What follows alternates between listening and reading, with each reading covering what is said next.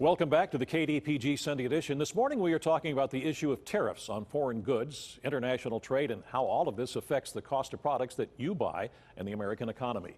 Back with us is Pittsburgh attorney Dennis Unkovic, a partner with Meyer, Unkovic & Scott. His practice includes negotiating business transactions and advising clients, domestic and foreign, about investments and trade. Also joining us now is Jay Sukitz, the clinical assistant professor of finance at the University of Pittsburgh Katz Graduate School of Business. He spent more than 20 years as an investment banker, including experience on Wall Street. Thanks for joining us once again. Thank you, Stacy. Good to have you back again. You've heard this discussion here. Again, we are taping this program on a Friday morning. By the time this airs Sunday morning, everything could be hunky-dory. But how exactly worried is Wall Street over this? We've seen the market decline once the president decided to announce that the trade deals were in trouble. Yeah, when he tweeted on Sunday, the Dow Jones Industrial Average futures contracts went down 400 points.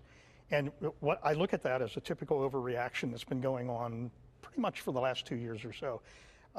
Much of the trading, I think what probably most people don't realize, much of the trading, and I'm not talking about investing, I'm talking about trading, day-to-day trading that goes on Wall Street is driven by artificial intelligence. There are literally computers that mine for information.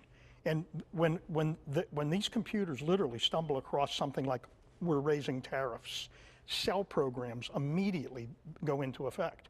It's a shame because there's no valuations. There's no one looking at the value of the companies or analyzing companies. What they're doing is looking at a broad indices, primarily traded through things like exchange-traded funds, ETFs. And so you get these massive sell-offs, which have nothing to do with underlying value. Does it equal out somewhere along the line? It does, because what you see, I mean, we saw this in September through December, this unbelievable sell-off that occurred, primarily driven by the Fed and other fears of a global slowdown, and then this huge V-shaped recovery that came back. And that's the kind of volatility I think investors should expect in this kind of a marketplace where this is pretty amazing when you think about it, about 75% of the volume on stock exchanges and in the over-the-counter market is all driven by these computer-driven trades. So it's not necessarily analysts sitting there going, because in fact, if you look at, the one thing I would I don't want to be disagreeable in any way, but the one thing I would disagree with from the first segment is these tariffs that have been announced are very targeted. They're not broad at all. They're extremely targeted. It's $200 billion worth of goods, raising the tariffs on those goods from 15% to 25%. That's $20 billion of an increase in tariffs. That wouldn't even show up on the radar screen of GDP. Now, all the other tariffs that were put in place were very sort of shotgun-oriented. These are really very specifically targeted. But didn't the president also say it could go up to $300 and some billion? It could, but I think it's part of that is his way of negotiating. I think he's got a pretty good economic team around him. I don't think this is something he just dreams up overnight. I have really deep respect for Larry Kudlow. I think he's a great economist. And so when I look at some of this stuff, what I see going on in the market are people taking advantage of bad news and then making huge amounts of money on it. I mean, these are traders that are making enormous amounts of money because the market's dropping. Right. The interesting thing, and I don't want to get too much into the weeds of the stock market itself, but it's always been this way that the market will decline a lot faster than it goes back up. Yeah, because just before this announcement, we were almost back to the level it was in October 5th or so when it started the major decline. Dennis, I want to ask you this question. We brought this up a moment ago. Can this marriage be saved, the Chinese-U.S. integration phrase? How much do United States and China need each other? It depends on what level. On an economic level, China can probably survive without the United States. And the United States can survive without China if, in fact, the companies that are now manufacturing in China move somewhere else. It's a very complex world. And North Korea, I'm sorry, this is Friday, but yesterday sent 3 missiles into the Sea of Japan. Right. In order to deal with the North Koreans, we need more than the president just going and having a one-to-one with the head of their country. We need the Chinese. There are lots of reasons on various levels, global warming. The Chinese have now dedicated themselves, I think seriously, to getting rid of coal and other things so that they can have the world better for all of us. From that standpoint, we really do need to get along better with the Chinese than we do. Stacey, you asked, how much do we need each other? We're in the midst of this trade war. We're talking about tariffs. And just a couple of days ago, on the editorial page of the Post-Gazette was a letter to the editor from China's Consul General in New York suggesting that the U.S. get involved in the Belt and Road Initiative. He's seeking that kind of connectivity, as he called it, in the midst of this trade war. Just for your listeners, the Belt and Road, the Chinese want to put essentially a highway from China into Europe. It will go through 40 countries. And if they do, instead of shipping goods from Shanghai all the way around to Europe in 31 days, you'll be able to do it in 12 or 14 days. That would make an enormous change. It would also limit the influence that the United States has economically over the countries in Asia, as well as the Chinese themselves.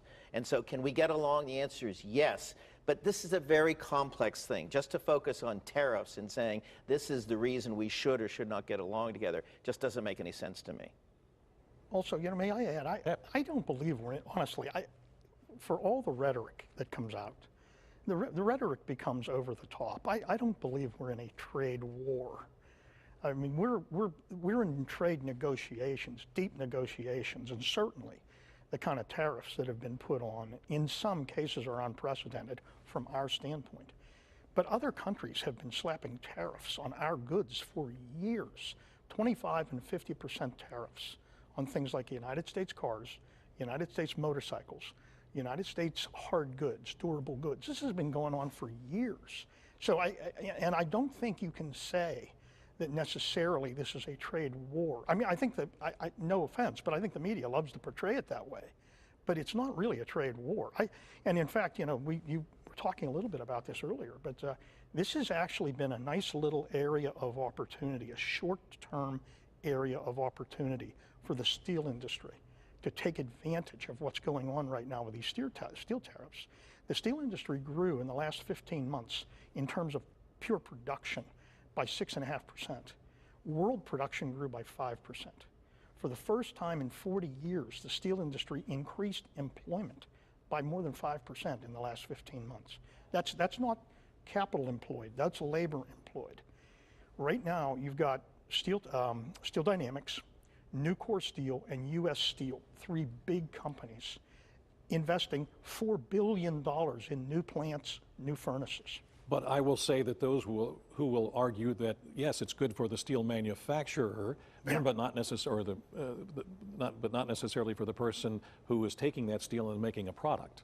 See, I would agree, but my only point on this is, in the long run, it's probably not very good.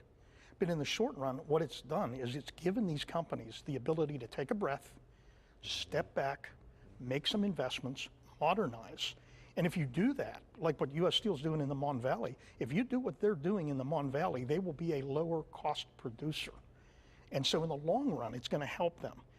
It almost kind of reminds me of, like in a football game, you take a timeout and let's say, wait, let's just reorganize. Because that's what has happened here. It's not just the steel manufacturers who are benefiting, though. It's all the researchers in steel. It's all of the suppliers to steel companies.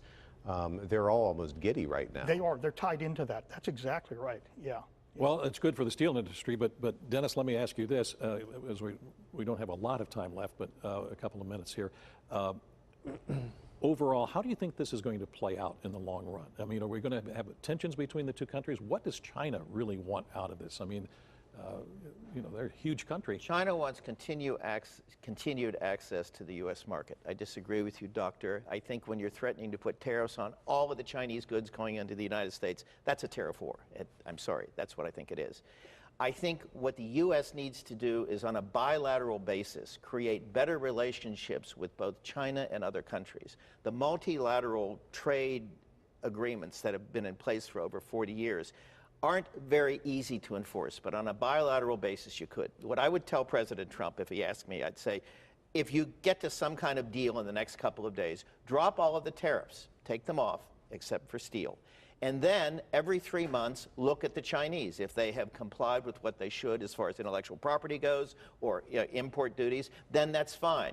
Take them off. But by keeping these tariffs on and threatening to keep them on the Chinese, we have no further strong ability to negotiate with the Chinese, and I think that's a strategic mistake. All right, Jay, I'd love to let you give an answer to that, but I can't. We are out of time. I would agree with him. Okay. Thank you. Great answer. Jay, Dennis, thanks so much for being with us this morning on the KDPG Sunday edition. Joe and I'll be back with some final thoughts in just a moment.